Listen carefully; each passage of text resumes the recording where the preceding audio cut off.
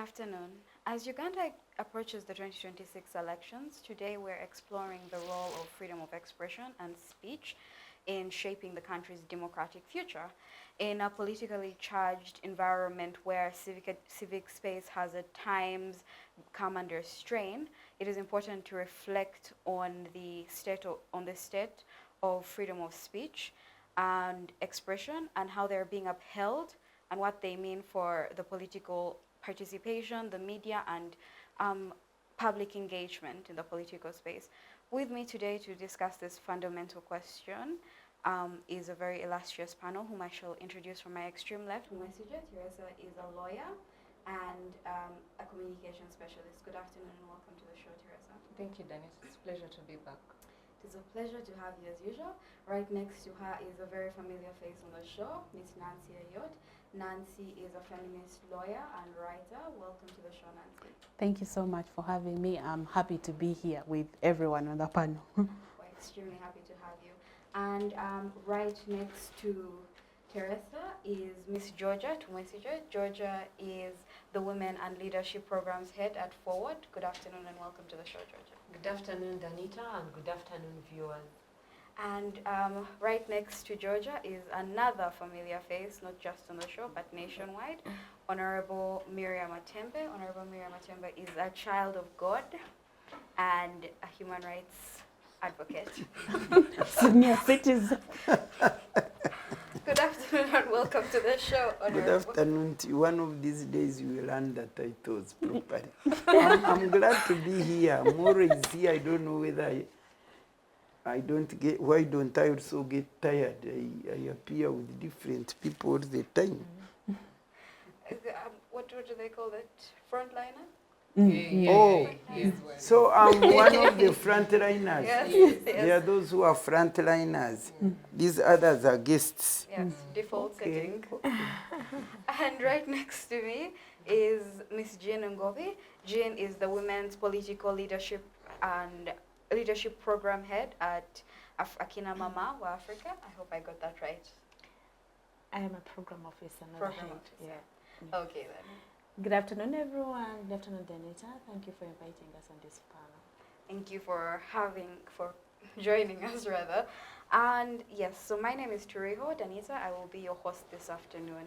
So as I said earlier, the question of these fundamental freedoms, freedom of speech and freedom of expression, are some that cannot be undervalued, especially if we're looking towards upholding a society that is democratically sound. So just to give us a bit of context in regards to what freedom of expression is from the legal perspective, how it is what it's supposed to look like, the limitations, the enforcement, and the like, I'll just invite Nancy to just introduce us to this topic. Well, thank you so much. I am not going to go into very textbook definitions, of course, but I will tell you what I gather from the law, my interpretation of it. So I believe that freedom of expression is the right to voice opinion, share experiences, participate in discussions without being persecuted for it. You know, you participate with the aim of maybe empowering, advocacy, and all the like. So that is what I gather freedom of expression is, if you're looking for a definition as such. And this is provided for under Article 29 of the Constitution, and it guarantees everyone the right to express themselves and the freedom to speak on issues that matter to them especially. However, it's not absolute. It is not absolute. There are certain limitations to this. And you know, Article 43 says that freedom may be limited by law to the extent that is reasonable and justifiable within a democratic society. And our presumption, of course, is that we are in a democratic society. Or our Constitution says we are supposed to be in a democratic society. And this Constitution is the map, is the roadmap of how the society or the country is meant to operate.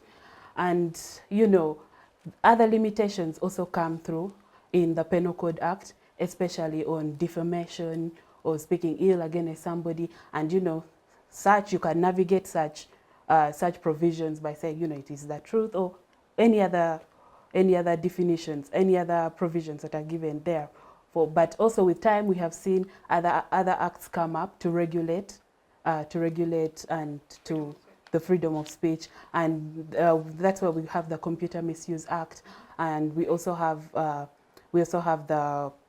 on offensive communications, against individuals and institutions, and we also have the Public Order and Management Act, which is usually on assemblies, gatherings, but also on what you say. And I think when you're looking at it judicially, it's a contention between individual rights, rights of individuals. Let me go back on that. It's usually between the rights of a person to say something and the right to protect another person from the things that other people say about them. It is the protection against somebody's speech. Now, this usually brings us to what it means for somebody to speak, to have freedom of expression in a society.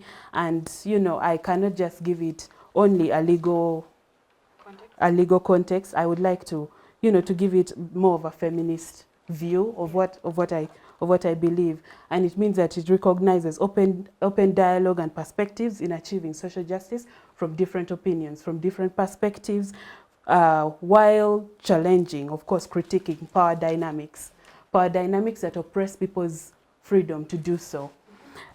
It's in this we interview intersectionality, that is to say that different people in a society exist with different identities, and these identities may either give them the privilege to have more freedom to express themselves or less freedom. There is also challenging dominant narratives. This one brings us to dissenting views, which is the fact that dissenting views also matter. And, you know, sometimes just because it doesn't sound like what you would say, it doesn't mean that it is wrong. So we also have supporting protection against the hate speech, which gives us the fact that there is hate speech and then there is the freedom to express yourself.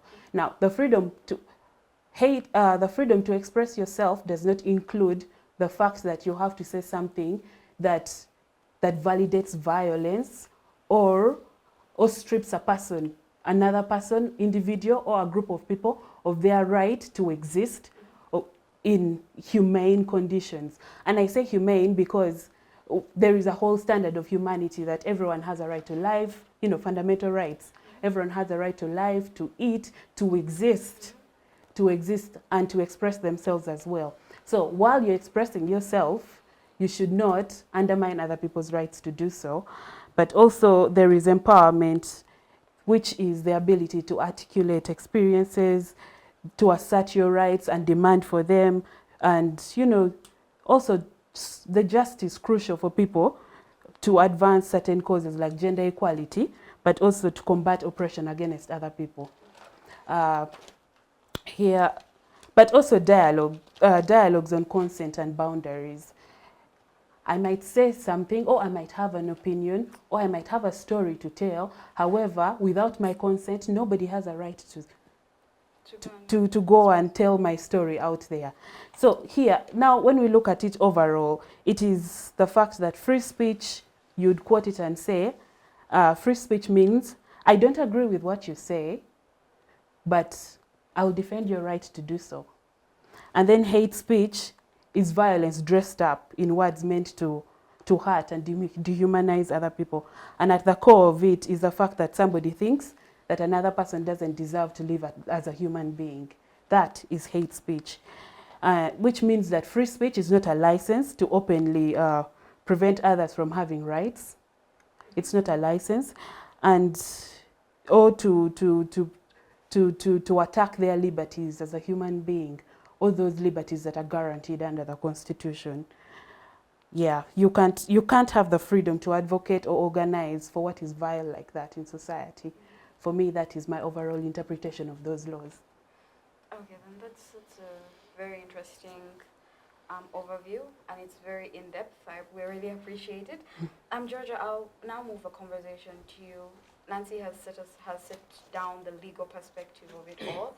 Now I'd just like you to delve us into the context of it all, the context in which we are existing as a country, as the people who we are, but also if you could just, in a certain way, deal with the women in particular. Okay, thank you very much, Danita, and good afternoon once again, viewers. And thank you very much, Nancy, for breaking it down and going all in depth, including, you know, differences between hate speech and actually freedom of speech.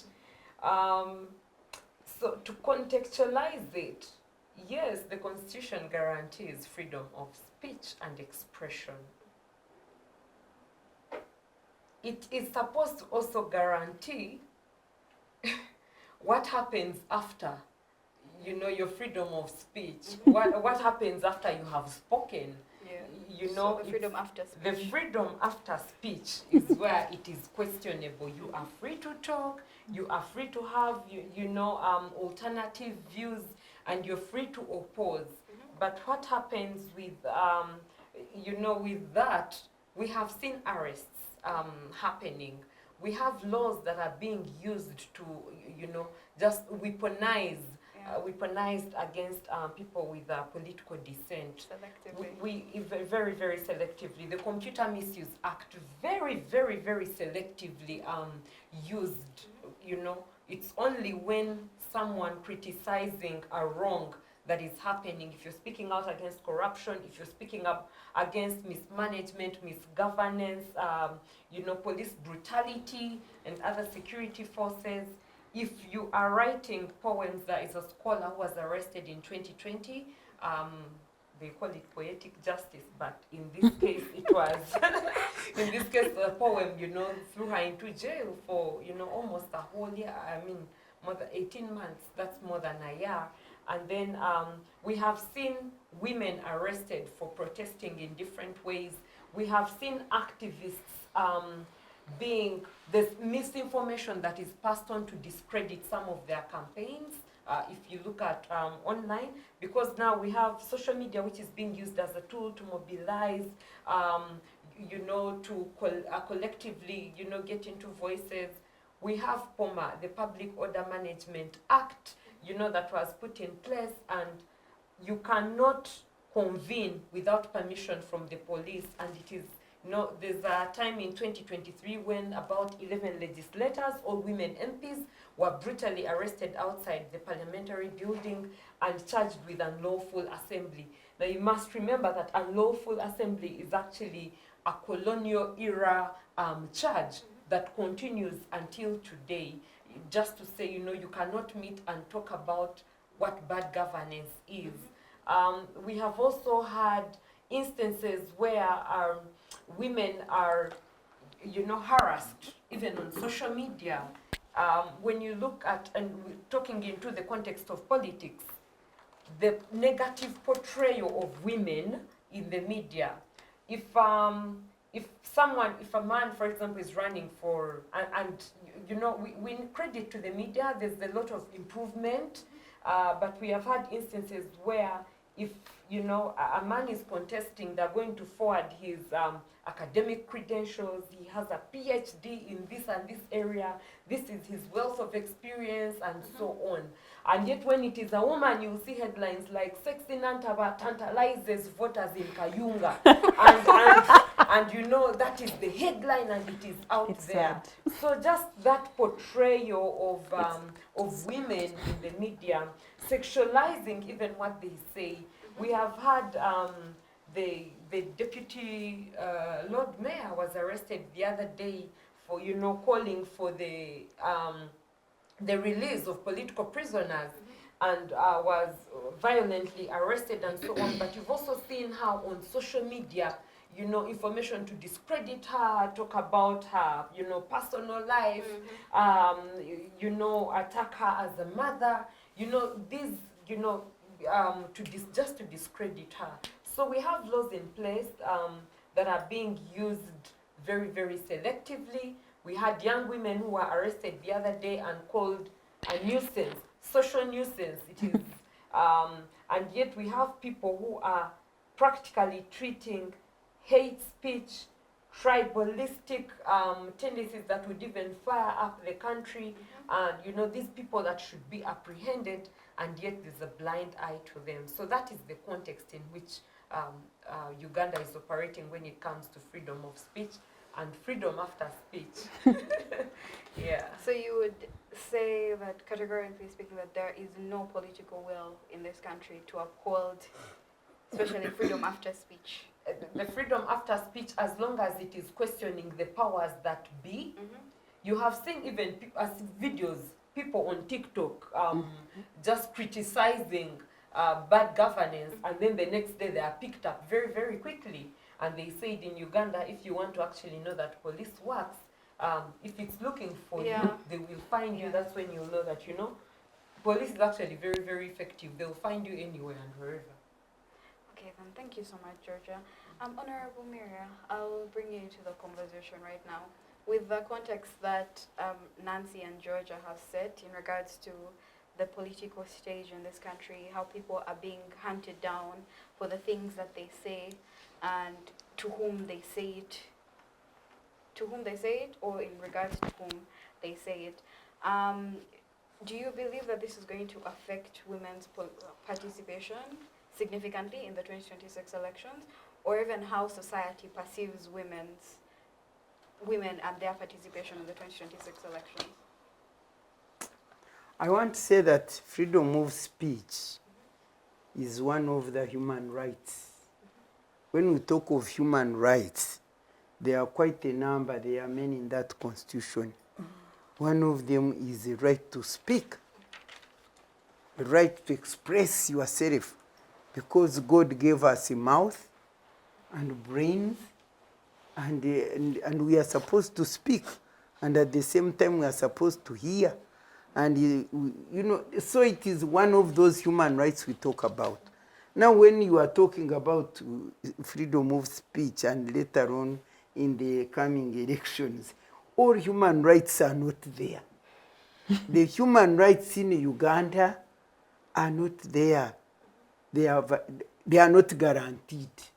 And by the way, there are those human rights which are really, they are given by God. There are those other rights which are given maybe by the law.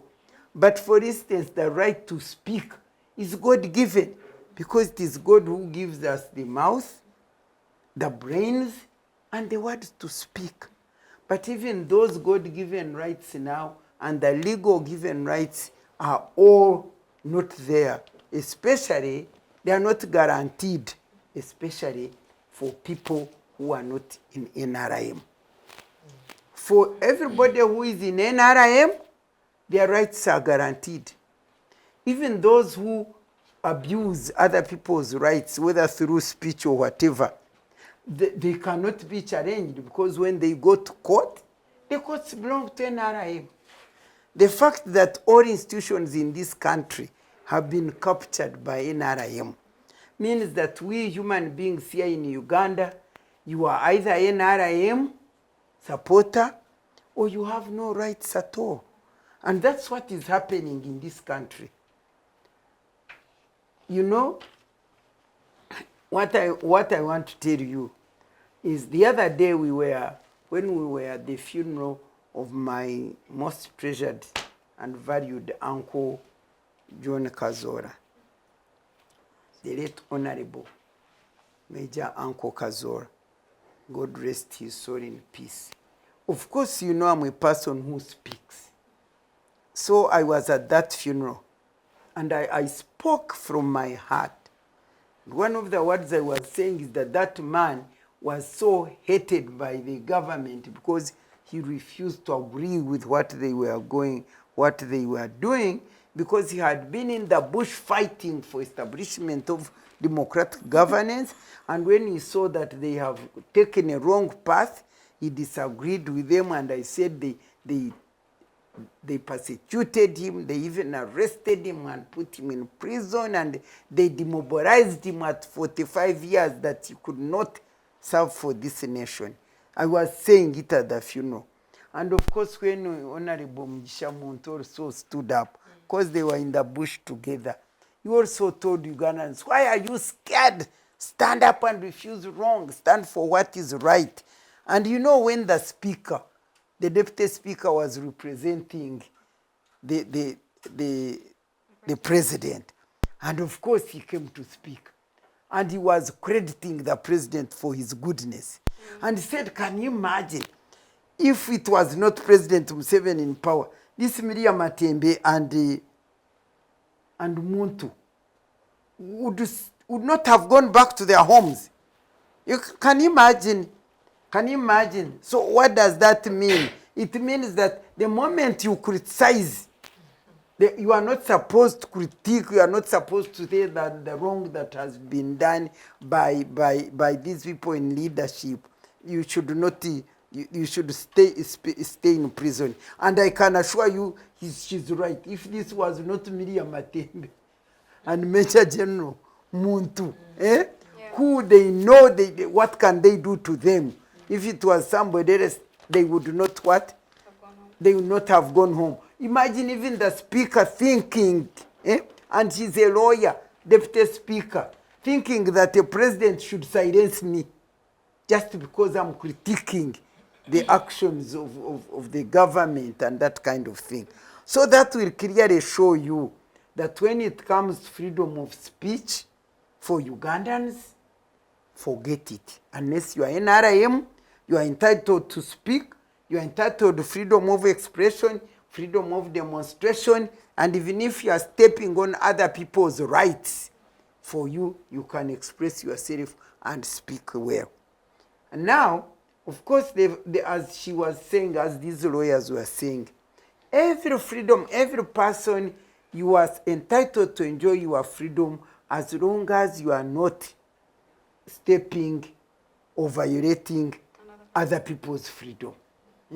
But now, like as you were saying, that you don't just talk, no. But then, the response to the talk, if you talk and talk wrongly, you are not supposed to be arrested by police and they beat you and they put you in prison. No. The one who is defamed or affected is supposed to go to court and sue you for defaming his name. You see, there are procedures of when you do wrong things and you speak wrong things, what should be done. It's not that you should be arrested and be put in prison because you have condemned the government. If you are condemning the government and what you are saying are lies, then your police takes you as a criminal charge or a defamation charge, and you are dealt with. But that is not what happens in this country because the law is not followed. Now, also those people who are now using media, the people in media, me, I don't even know whom you are supposed to arrest because you know very well how media, how people have been tweeting. I don't know who even started that tweet. They call it what? TikTok. They call it tweet. X, whatever X. You know how they invented a lie. They invented a lie that Miria Matembe was saying President Museveni should continue ruling forever rather than having Bobi Wine, who has no intelligence, who will be overthrown 3 months down the road. I never said that. I never said it. I never wrote it. But it is now still trending. So my concern is what happens. I don't know how to sue those people. Should I go and sue them? Where do I sue them? They are there lying. I mean, what are the mechanisms that can protect we Ugandans here against the social media which is lying? Because I don't know who starts the lie. I don't know whether I should sue this one who just extends it. Who extends it. Because even if it is not social media, by the way, I've told you of the institutions which are corrupt. I remember when one time this Ofono Pondo, we were on front line, and he defamed my husband, and I went to court and I sued. You should have seen the judgment that was given. Very funny judgment, very strange judgment, and this man called Justice Odoki, not the Odoki of the commission. I had thought that he's even his son. They said, no, there's a certain judge called Odochi. She must be a foolish, totally corrupt judge. If you see the judgment he gave, without even referring to the earlier judgment which we had won, because my husband had been defamed by that long ago, that man who was confidential. You don't know. It was used to write confidential people. Cheye. And we sued him and we won that it was defamation, and we even got damages. And according to law, when somebody repeats that, it is defamation. So when you sue that person, it should be clear defamation. But can you imagine the judge did not even refer to that precedent? And up to now, that court is in court, I think, that case is in court, I think, over 10 years, and now I don't know. Now, would you really bother go to court even for when you are defamed? So we are operating in a country where, I don't know what to call it. We come here to debate for the sake of debating. But for me, because God gave me a mouth to talk, I come and talk. But otherwise, I do not know whether what we talk even makes any sense to this government. I hope people don't now by mistake say that that's why government agencies pick up people, because they also think when they report it will take so long in court. If they feel No, but they are not supposed to do any wrong. You are not supposed to pick people. Whether the court will take long, you are supposed to follow the right procedure, the right channel, which must be done. But for me, when we are talking really, freedom of speech, do you think right now as we talk, it is simply not there? Because you can imagine, where are these women in this country? Let me ask you, this is Akina Mama. You are what? Forward. You are forward. Now I want to ask you. You mean you didn't see that it was wrong what Mhozi was doing to this man called Mutwe? Eddie Mutwe? Didn't you see the wife of that woman, of that man with a 9 months baby? Didn't you see the mother of that tortured man who was suffering like that, who had done nothing wrong, but they are just getting him because he's noob? What has the women's movement said? I want to ask right now here. What has the women's movement said? Even in women's organization individually, what has FOWODE said? What has Akina Mama of Africa said? Tell the public that your mouth is shut. And so the question of freedom of speech is not there at all. Not waiting even for what? For elections to come. It is left for people like we Matembe who fear nothing and who will talk what we want to talk, and they look at us and they say, what can we do? Because God is shielding us and protecting us. But others, they are all scared. And the women movement, during my time, you think that woman would not have gone there and make sure that this woman is protected and her children and whatever. But see what is going on. That is evidence. We are only talking. Thank you, Honorable. Jean, to bring you into the conversation, Honorable Miria brings up a very important point in regards to the women's movement, but I would like to contextualize this conversation in regards to freedom of speech for NGOs in particular, because we have seen experiences where we speak of the shrinking civic space, but what does the shrinking civic space mean in regards to freedom of expression and speech for NGOs in Uganda?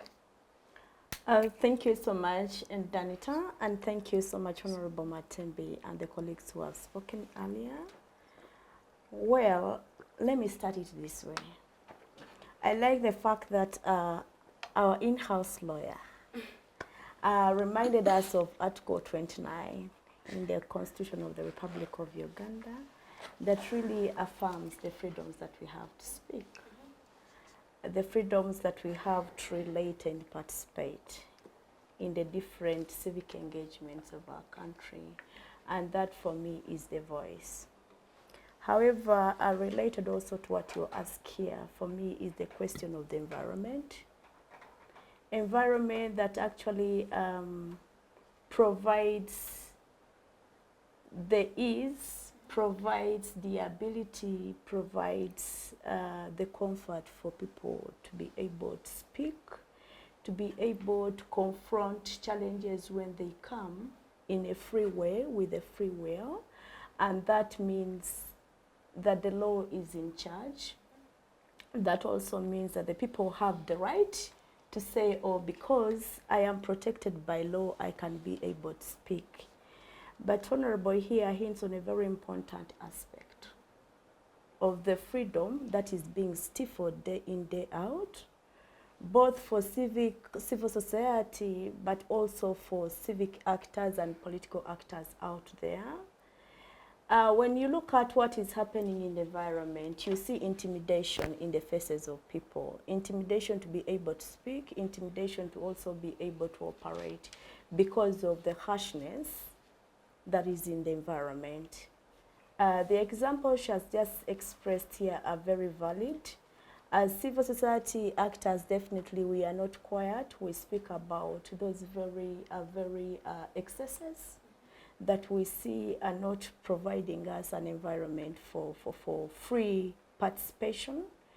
But that also takes it very deep to also understand that the environment that we work in as civil society is so stifled, where you see arrests, where you see kidnapping, where you see a closure of civil society organizations, where you see repressive laws that are also coming on the operations of the civic arm that supports government. You see that the environment already is not enabling for free voice, free will to participate, and free, oversight as well.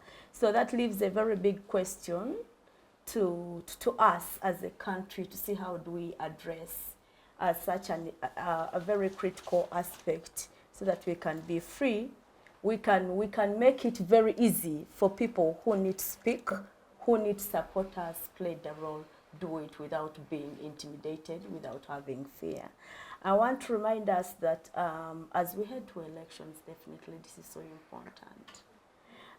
Uganda, just like so many countries in sub-Saharan Africa, are still doing not well in terms of women's political participation. When we look at the last elections, we have only 34% of women in parliament. We have only 46% of women participating at local government level. We have only 43% of women at executive and cabinet level. And moreover, by population, you realize that women carry the biggest population tantrum in Uganda, with over 52%. And you forget that 34% you are counting is because of affirmative action. Exactly. Remove them, you'll see. I think it will be 7%. 0. I don't know whether it can reach anything.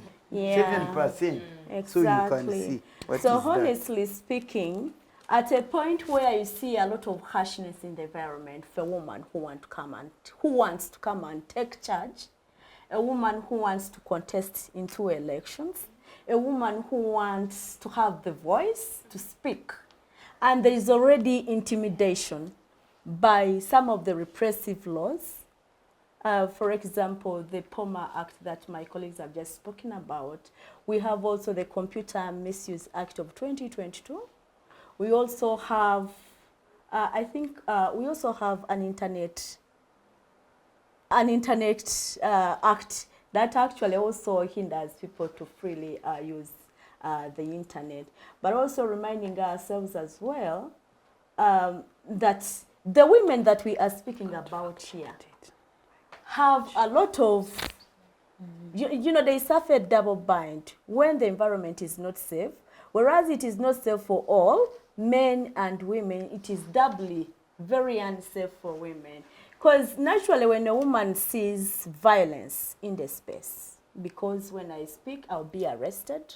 When I participate in this maybe an opposition wing of a political party, I am not safe. I would rather be on the other side where things are safe. You see there is already that kind of blockage. Yes, women are being hindered from participating because of the harshness, the environment that they are participating in.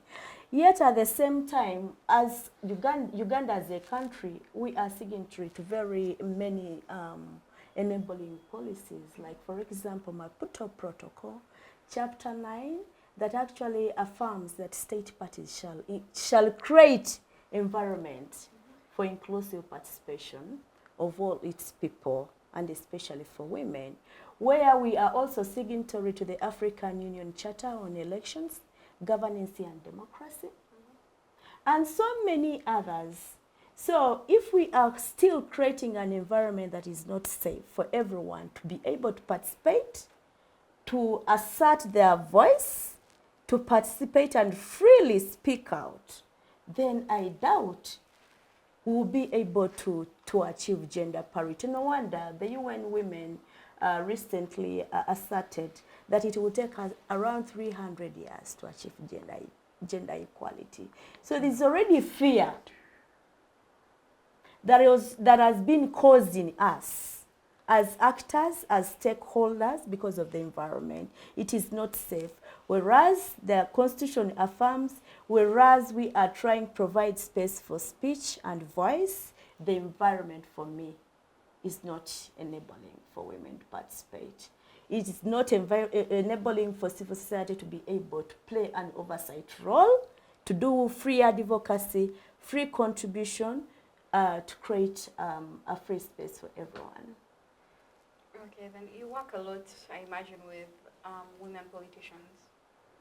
And I'm sure a lot of opinions have been expressed by them in regards to this particular matter, in regards to how it has been affecting them in particular. What is the conversation with them like? What is the discourse from those particular individuals? Oh, thank you so much. Related to what I've just spoken here, for me is the aspect of the willingness to participate, but the environment, just like I've just said, yeah. So even when you go to political parties, much as the freedom to participate, the freedom to speak for women is created by law, in essence, you'll find that practically the disenablers in the environment. I want to speak about violence against women in politics that happens in political parties. Recently, as Akina Mama Africa, we conducted a report that was dubbed the Accelerating Women's Political Participation in Uganda.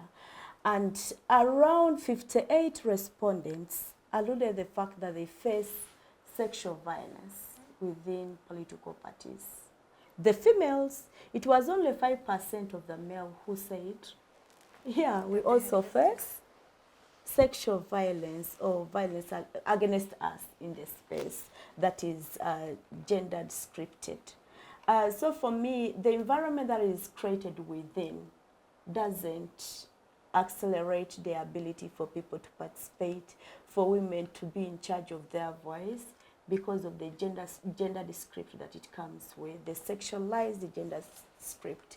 And that actually connotes the fact that we have been socialized to think, to have a negative portrayal of women who participate in politics all around, within political parties, within the community, and at all levels. The aspect of the negativity that comes to a woman who says, I want to take up a political office, I want to contest, I want to speak about this and the other, becomes a very contested issue because of power dynamics, because of the gendered connotation of how society has socialized us to think that a woman is not supposed to assert herself in the political space. It's actually relatively, or it's a sophisticated domain for men. But you know one thing, I'm sorry to interrupt you. Yes. One thing we must be able to know is that the reversal, you are talking of women's participation and so on, the reversal of what we had realized because of the broken down of the democratic governance is a big hindrance to whatever is going on. For instance, we really have, like, if you say 34% of women in government, in parliament now, whether they are on affirmative action or not, are they free to speak out their mind to speak out their mind about the wrong that is happening by what government does, the gender-based violence, all these wrong things that are happening. And these women, I talk to them. I talk to the women in parliament. I see them, I say about you. They say, They are concerned about their jobs. They are concerned about their positions. They can't come out and say, please stop torturing women, stop arresting the women in opposition. Have you ever heard these women in government condemn any arrest that is done of these women, like the Noop, like whatever, when they get them and torture them? Have you ever heard the women's voice in parliament who are there supposed to represent us there and speak for us? Do you ever hear them condemn this kind of thing? Because they have all been swallowed, they have all been captured by self-centeredness. They are driven by, if I speak, I will lose my position. If I speak, they will fight me and I will not come back. So the women and the men, they are all the same. The fact that the political environment you are talking about is around not human service, but it is self-centered. It is, Munang, I must continue with my job. Because if they were to talk, then they would say, that one is not any longer for us. So in other words, they are not even, because even those who are in government, they can't even speak because they cannot challenge what is right. What is wrong. They fear even challenging it because they fear of losing their jobs. The repercussions. So you find our speech, our mouth, whether in government or not, is shut down. It is shut down, and only a few people who can feel confident to speak, who don't care about whether they lose jobs or not, they can speak. But otherwise, even those, our colleagues in government there, they are shut down. Exactly. So you remind us about how a person can give you a constitution in this hand, but again take it away from the other hand as well. I told you last time, you were not people here, or these other citizens, whatever, this other space, that in Uganda there is constitution, but not constitutionalism. The constitutionalism is the application or implementation of the constitution. But in Uganda, there is no constitutionalism. So I will just wrap it up basically that with all this, Uganda is not free. The Civic's report of 2025 reminds us that our freedoms are not free at all levels. It's just a rejoinder to what the Honorable here has just reminded us about. How people do not have the free will to assert themselves because of the restrictions that come against them behind the doors. So for me, that is realistically something that is so evident with how civil society is being able to play the role and mandate, with how women and men are being able to participate and freely assert themselves in the political space. And it is something that we have to generally assert ourselves towards addressing as we head towards the 2026 general elections. Otherwise, the indicators will still remain the same, unfortunately. Okay, then thank you so much, Jane. Theresa, I will finally bring you into the conversation. So we have spoken about a lot of the inhibitors of freedom of speech in this country. We've spoken about, obviously, there's been a lot of political repression, but there are much more challenges, especially women face in regards to, not just the women, the media houses, the different individuals, political actors, civic actors, in regards to freedom of expression in Uganda. So it could be economic in nature. It could be, some would say, the patriarchy. Others would say, let's say, access even to a digital device to express yourself. Maybe you could help us to delve further into the conversation of what other inhibitors to the freedom of expression we are witnessing in this country, or that we might not have given as much attention to, aside from the political. Okay, thank you, Danita. It's very interesting. I think we focused a lot on the inhibitors, which is okay because we can never run short of problems to point out. And I think maybe I would like to first touch on the enablers for freedom of speech, because I think it's good to have a balanced, Discourse? Yeah, balanced discourse. Just as in life we need balance, really. So basing on everything that you've said, we all have a role to play in facilitating one another to achieve our rights. So, for example, if I'm driving on the road and maybe I'm late to come to Civic Space TV and someone is in front of me and these people are just wasting my time, it's my right to get to where I'm going. The road is available and I'm going to use it despite other users. That does not work for anybody. So I think we all have a role to play. And generally, when I was approached about this topic, the first thing that I wrote here was be kind, to treat others as you'd like them to treat you. Leaving the individual alone, if we look at the role of the media, the existence of the media in itself is evidence that there is freedom of speech.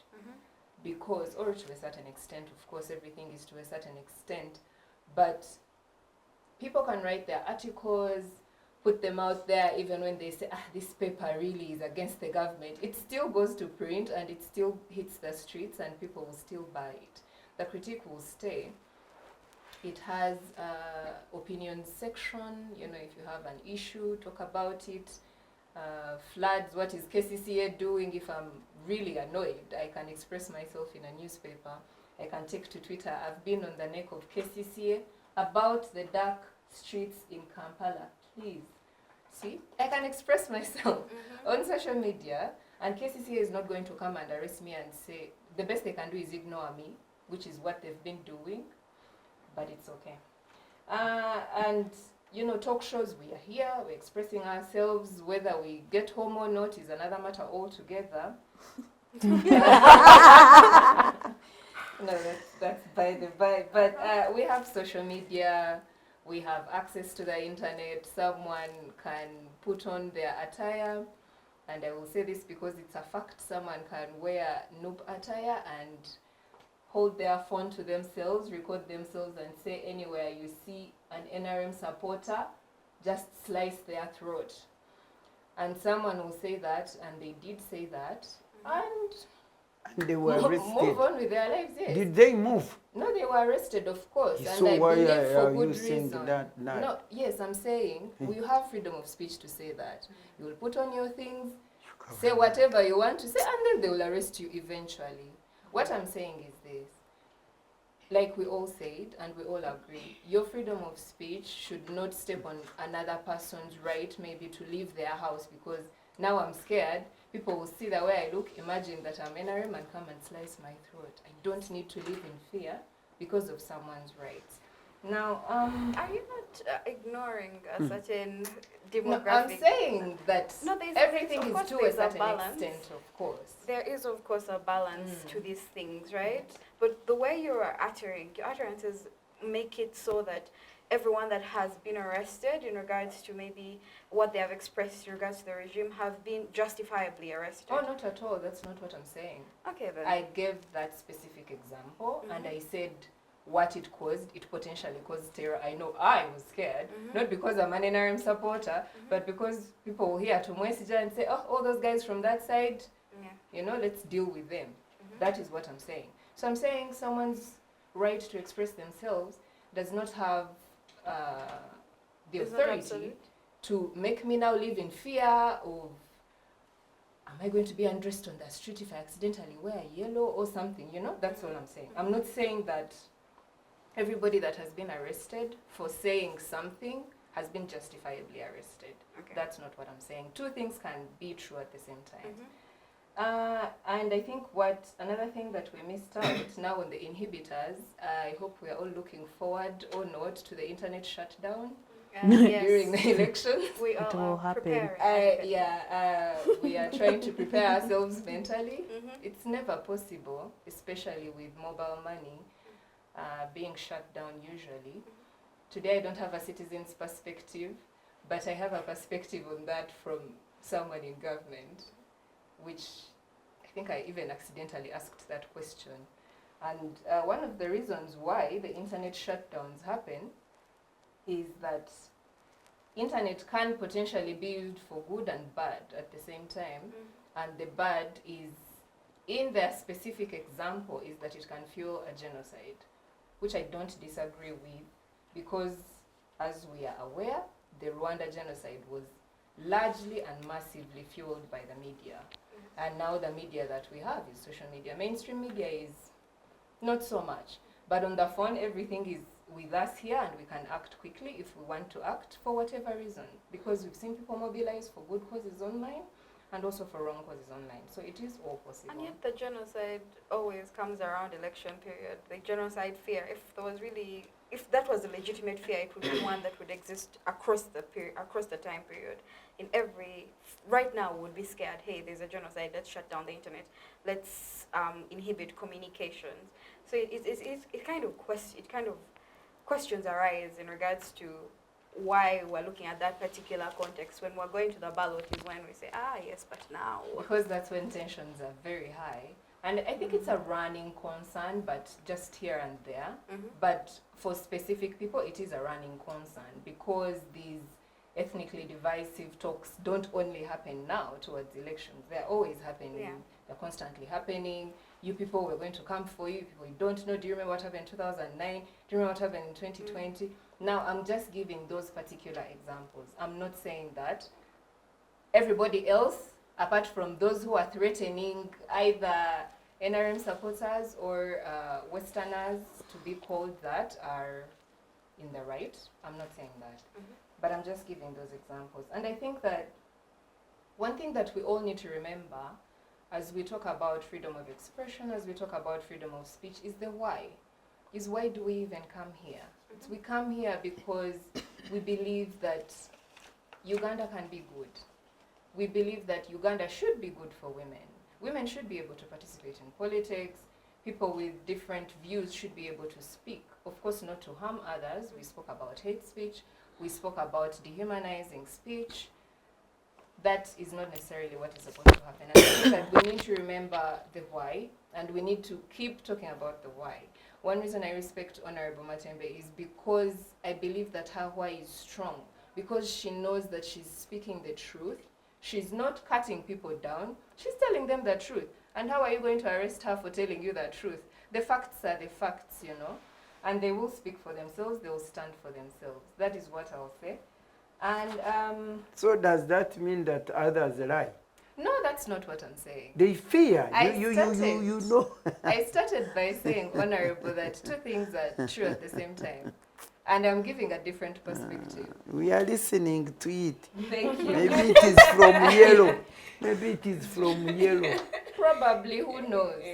But we can't all agree on everything. And one thing I usually say when I come here is that Uganda is a construct. These are lines. We've existed for centuries and centuries, since the beginning of time. We don't need to cut each other down because of rights. We need to still be respectful. We need to still, even if I disagree, for example, I'm not going to now start abusing maybe someone who belongs to NRM because I disagree with them. It doesn't matter. It's about what's best for us. What's best for all of us as Ugandans. If But there it is is a my wrong, right we to will talk abuse them, about. right? But It's up to I'm you. sorry to intervene. No, it's up We to are you. all entitled to our to Opinion. give opinions, especially in the political arena, because that's why we have liberal democracy, where you have this party and this other party and the other, and each of us are supposed to to speak our mind and speak it and continue to live without suffering. Now for me, I want to ask you one thing. Why should a NOOP be closed down? When they arrested that man, when Muhoz talked that he has that man down there, before they brought him to, Yeah, Masaka. before they took to Masaka, he talked, you remember? When he tweeted and said he's there in my basement, I'm teaching him Runyankore, he's bowing to my father, and until my father allows, I am not to release him. Now, when that came out, NOOP organized a press conference because they wanted to talk about their person. And they invited me. They invited me. They said, you know, Mama, we are calling all those people who fight for human rights. We would like you to join us at a press conference so that we can condemn this kind of thing.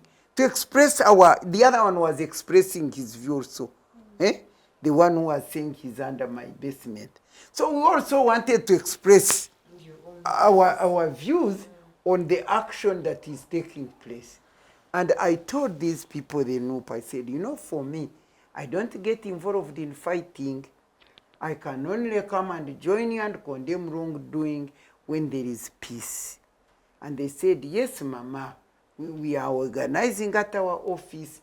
We think it will be peace. So I said, okay, I will come. When it was 1 o'clock, because the conference was going to be 2 o'clock, Rubongoya rang me and said, Mama, please keep your peace. Don't come. They have surrounded us, and we cannot have that meeting. And at night, I saw the army, all these army who were surrounding the whole place. And I heard some man say, you media, why are you focusing on us? There, already they were shutting media, which had already seen them because they are surrounding the office. I don't know whether now that office is unsurrounded or not. Now I want to ask you to tell the public on your view on that.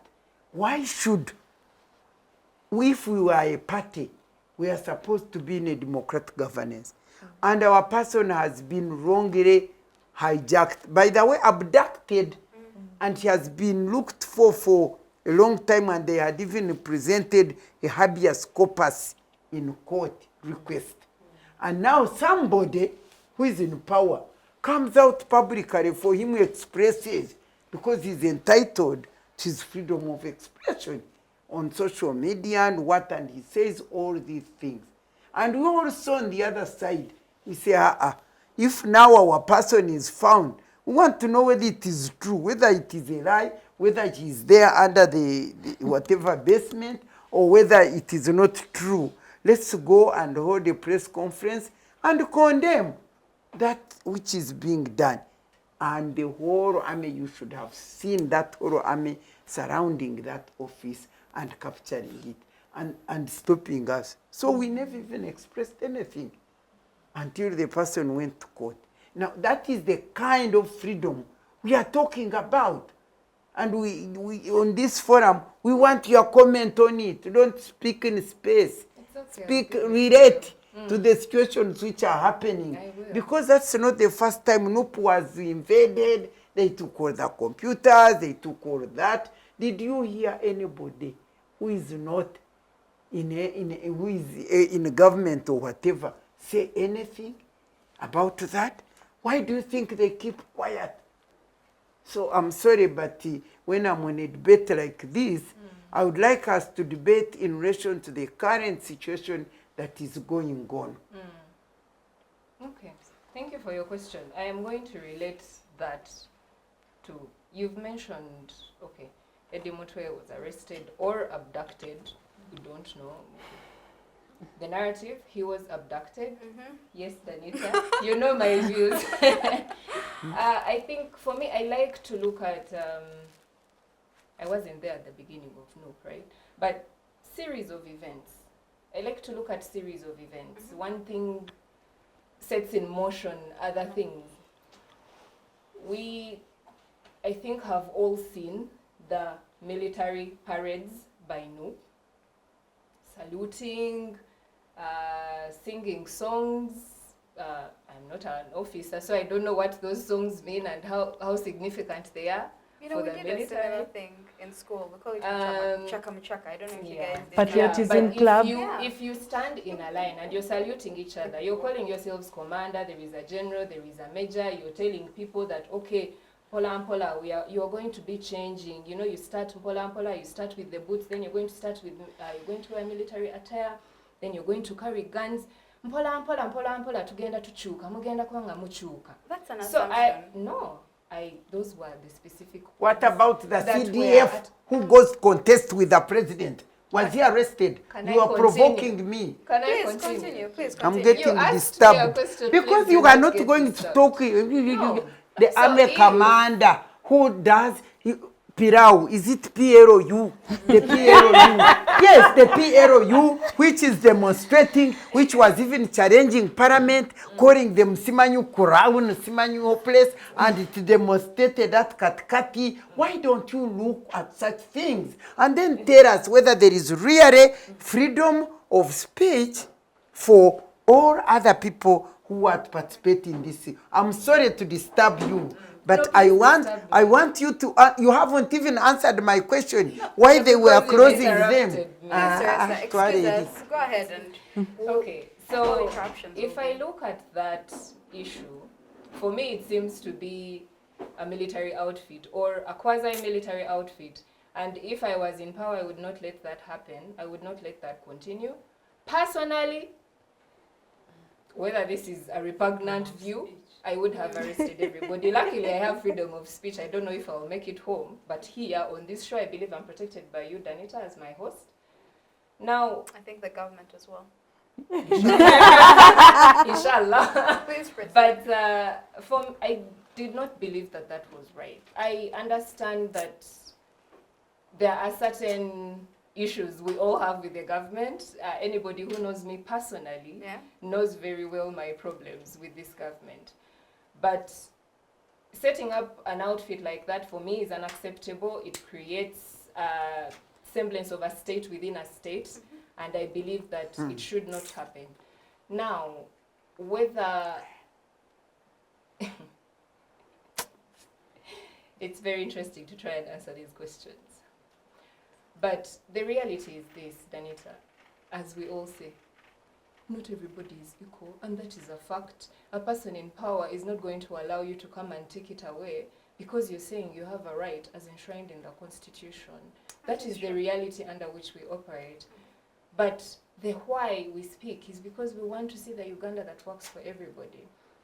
How we go about it, someone will say, I can choose to have something that looks like a military outfit, and for me, I believe this is what is going to get us the democracy we want.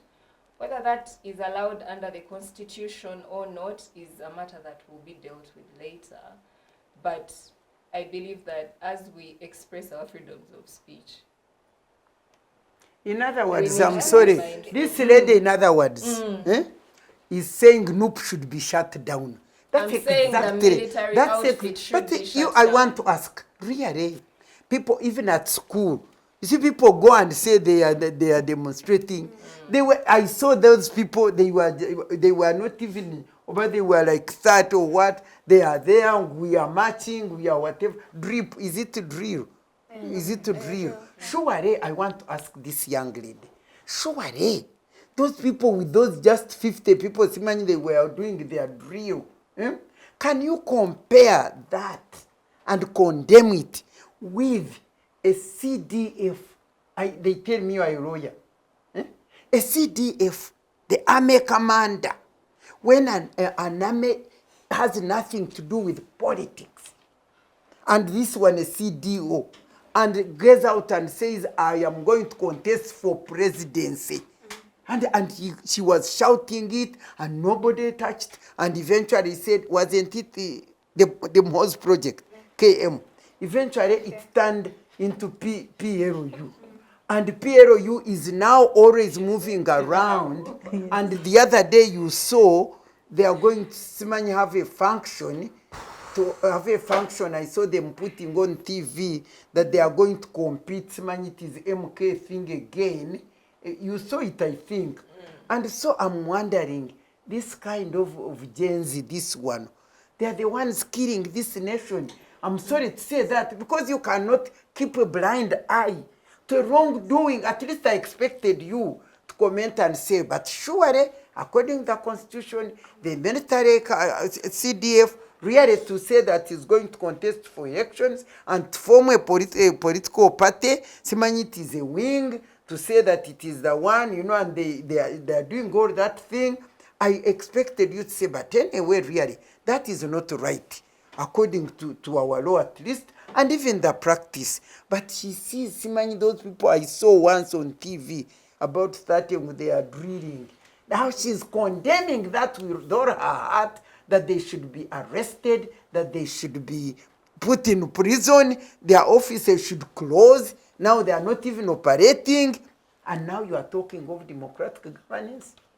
The host, Danita. Okay, this is very interesting. I feel like we are moving around the same issue, and that CDF did come out at a point and say he was going to contest for president. Some people were happy, others condemned it vehemently, including the man that I respect very much, General Mugisha Muntu. Okay.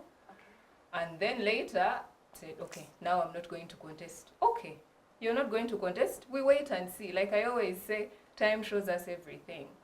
And what PLU is supporting, I believe, is the inter-forces drill competitions, which are organized by the UPDF. And there are competitions by the security forces, supported by PLU. I'm not a member of PLU. I don't know how they are supporting. I don't know where they are coming from, but I know PLU is a group that devolved from the Muhozi project. Uhururi. Uhururi. Forget Forget it it in in Gamba. Now, we don't need to go to Runyankole. Danita, we don't all have to agree on everything. You can condemn something, I will let you condemn it, and I will condemn another. And it's okay, because luckily, here I have the freedom of speech to do so. Let me come in. Very, I want very briefly. very briefly. I want us to assess between somebody merely expressing themselves and then outright incitement, because those are different things. And you know, the reason why I like having Theresa on the show is because you trigger me to think. You trigger me to think beyond the scope of what I'm supposed to think. And for me here, I have few things to say. One is the fact that you have the freedom to speak until you're about to change the status quo, or until you're impacting it negatively. And I'm telling you right now that people with power will never allow it. On that, she is very right. Is it right that they will not allow it? No, absolutely not. That is maybe where we differ. Secondly, tech-facilitated violence. We have spoken about inciting people, hate speech on this show today, and I want to tell you people that if you know of a genocide that was fueled by the media, and you know the impact of social media on everybody, and how much it spreads and how quick it is, you will understand that the things that Muhozi says are the triggers. Like our history, like our history tells us clearly that these are the indicators that are going to bring those things. Also, let's talk about privilege. Some people are privileged and they are comfortable where they are, and that doesn't mean that this will not affect everybody, because at the end of the day, the ugliness will touch all of us. Yeah. That is why you're also concerned about the behavior of the other people. Now, speaking of the behavior of the other people, let us also talk about radicalism. Whenever people are in a suffocated space, the way they react is out. And Uganda has been needing a change for years. For years. The crackdown has been, the biting on the boot on people's neck has been there for a lot of time. And I believe that the NUP, with the movement, the way it came with the army boys doing that, I mean, with the parades that they do, is also a form of radicalism. It is why the NUP never used to to sit in the same political space with other political parties, because they're like, all of you are allies in this. And on the same thing, we have to look at the double standards, because even the NRM cadres, anyone who enters NRM has to go to Chankwanzi, and it's worse because they wear green uniforms throughout. They do actual training, they run, they train them almost as though they were going, as though they're going to the army. Is supposed to be a so national no, training. it's a national training school, center, which we created and it turned into NRM training center. exactly. And Finally, I don't believe everyone should be given a mic. I am sorry. Mostly because incitement is a real thing. And when we think about the general impact on society, not everyone's opinion is that valid, especially when your opinion is directly, outrightly suppressing the rights of someone else. That's why many people say they should take away the phone of the CDF, because it is horrible, it is deplorable. yes, thank you Yes. so much. Appears that the conversation should take a particular direction. It is sad that we have very limited time for this, but when I hear some people debate, it is because some people do not know maybe even the beginnings of this colonial structure that is Uganda. In this colonial structure that is Uganda, and I'm going straight into some strategies, going forward, because it is very important that freedom of speech and expression is upheld, leading into the 2026 elections. We need to work and celebrate unity in diversity. We are very diverse. None of us is an original inhabitor in what is now called the colonial structure of Uganda. At the Forum for Women in Democracy, whenever we are conscientizing citizens, civic education, and women leaders, we begin with a key topic called the making of Uganda. And when you understand and read into the making of Uganda, there are only 3 indigenous tribes in this country. Only 3. The rest of us migrated. The 3 indigenous tribes are the Batwa, the Ik, and the Tepeth of northeastern Uganda. But now they are the minority, because you know what it's like to come and replace other peoples. One is we need to get into other creative ways and other strategies. The Women's Manifesto, the CES opposition paper on electoral reforms, the Citizens Compact, quite a number of publications like Violence Against Women in Elections, Deterred Not Bad by the Forum for Women in Democracy, all have recommendations, but I feel like all we do beyond recommendations is now lamentations. But we need to carefully organize. When they shut down and Miria Matembe got a call that she should not go forward because offices had been surrounded ahead of a press conference, they reorganized and did an online space that even mobilized many more people. So what we need to do is protect digital rights. We cannot shut down the internet ahead of the elections because it's going to be used for violence. And yet we also know that it can be used to counter and alert people about potential violence in some areas. It can be a useful tool in pointing out electoral malpractices that continuously happen, because if we have people posting DR, for example, forms online, it would be hard to even, commit electoral malpractices in some areas, but also highlight violence real time happening. The Kawempe North elections, you remember that the media played a very key role in, so people knew what was happening immediately. So that needs to happen. We can also mobilize and collect different networks online, which is why we need to actually even start a hashtag keep it on in time so that the internet is kept on. I do not, in many instances, hashtags work. In some other instances, hashtags don't work. So digital mobilization needs to go on. We need to leverage grassroots networks because the different groups can provide safe spaces, of course, for survivors of violence, but also for economic rights. intersectional solidarity. My sister here talked about intersectionality in the work that we do. We need to bring different people together from different backgrounds so that, you know, we are speaking and have the same voice. Relating to the representation, and Honorable Miria talked about it, and I think my other sister talked about it, the road starts from the head. Unless the context is worked on, even if we achieve gender parity, 50-50 in parliament, with the context the way it is, the lawlessness, the, you know, the false or the hawks that we have of a democracy, nothing is actually going to change unless the whole context is generally worked on. And now this is my call at this point for political parties. Please, please, please have women as flag bearers for mainstream seats as well. Because with the 34% representation in parliament, if we removed affirmative action, only less than 7% now of women would stay in parliament. And so this is my opportunity and a call on all political parties and citizens and the nation. Please, you know, accord women the flag to represent you on directly elected seats, and also calling on citizens to actually do support women in leadership, but also collectively call, speak out against state violence, speak out against injustice and the lack of freedom after speech. Okay, thank you so much, Georgia. I'll assume those are also your closing remarks, seeing as we have come to the close of our show. Then I will just ask the rest of our panelists, from Jean to Honorable, to give their very brief closing remarks. Very brief indeed.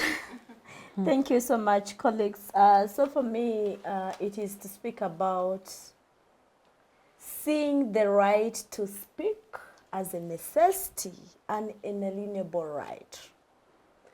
That whether in government or not, it is a given for people. Because today it's me in government, tomorrow it will be some other person. And how will I feel when I'm deterred? So addressing the disenablers in the environment is so critical because, first of all, as we said previously, we are answerable and accountable to the different legal frameworks that as a country we domesticated to just ensure that speech is a right to everyone by virtue of being an individual. So in that way, we'll be able to create space for everyone. And I like the fact that one of us here spoke about intersectionality. The fact that we have to have a lens of looking at things with the mind of how is the marginalized person in this corner being included or excluded in this space, and looking at ways how we can address that. That is so important. So that inclusivity, so that diversity, so that rights basically are being felt by everyone, and we are creating that environment. So ahead of 2026 elections, it's really a responsibility, but it's also it's a call and it's a demand that freedoms are opened for everyone to be able to participate. In that way, we'll be able to have an increase of women and girls participate in elections and meaningfully contribute to the development processes of Uganda. Thank you. Thank you so much. Jane, Honorable Miria, please. Well, I want to say that all of us Ugandans should know that the right to speak is God-given, and it does not come from the powers that be. What happens is the law which manages, that's what the word I want to say, not control, but which manages the enjoyment of that right. So that as long as you speak what does not violate the other people's, rights, then you speak. Now, that even when it violates, there are procedures, legal procedures of handling you You can be accused of lies, you can be accused of defamation, and the courts and the laws should apply so that people are not shut down like it is happening in this country. That even people can say, well, the fact that Matembe can speak and condemn what's wrong, we should give the president credit because he's leaving God to speak. I want to shut down that nonsense. People who speak like that, they are speaking nonsense. And I want to call upon Ugandans to really come out and speak their mind, condemn the wrong, criticize what is not going right, and then, what do you again?